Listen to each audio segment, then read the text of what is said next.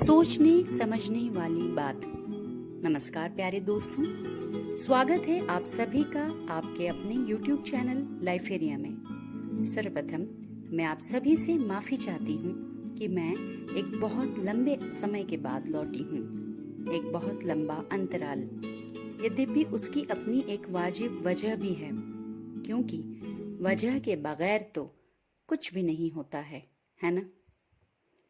हम सभी ने आज तक जो कुछ भी किया है उसकी कोई न कोई वजह जरूर थी, और जाहिर है कि जो कुछ भी आगे करने वाले हैं उसकी भी अपनी वजह अर्थात कारण है ही।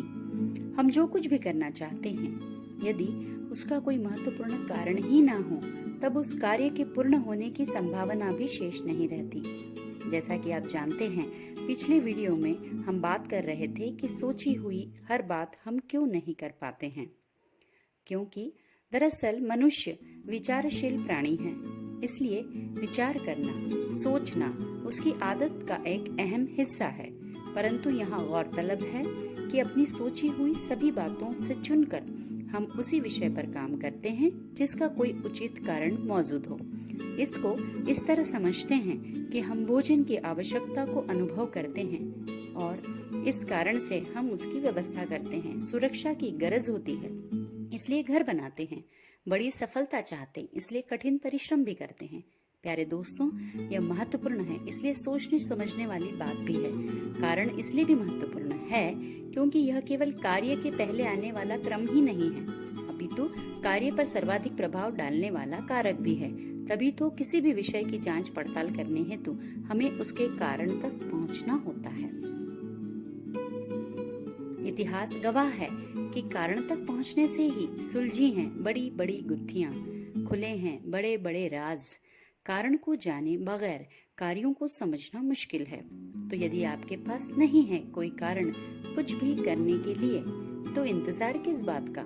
ढूंढिए कोई वाजिब वजह, कोई कारण विशेष जो आपको नीरद कर दे किसी कार्य में। मान लीजिए आप अपनी किसी आदत या कमजोरी की वजह से सफल नहीं हो पा रहे हैं, तो कारण को जानकर उसे दूर करने का प्रयास किया जा सकता है। या फिर इस कोरोना काल में आपके मन में उमड़ घुमड़ रही है दया, करुणा और प्रेम उन गरीबों, असहायों के प्रति जो बहुत बहुत हैरान, परेशान और दुखी हैं, तो उनके प्रति सद्भावना को ही कारण बनाकर जुट जाइए परोपकार में। क्योंकि एक बात तो तय है कि जिन लोगों के पास उचित कारण है, वजह है, लक्ष्य है, वे सभी हाथ पर हाथ धरे बैठे हुए नहीं हैं, बल्कि जुटे हुए हैं, लगे हुए हैं किसी न किसी काम में। मुसाफिर हैं वे सभी उस सफर के, जहां मंजिल को पाकर यकीनन निकल पड़ेंगे वो फिर किसी और मंजिल के सफर पर, है ना। बहुत शुक्रिया। आपका अपना लाइफ एरिया।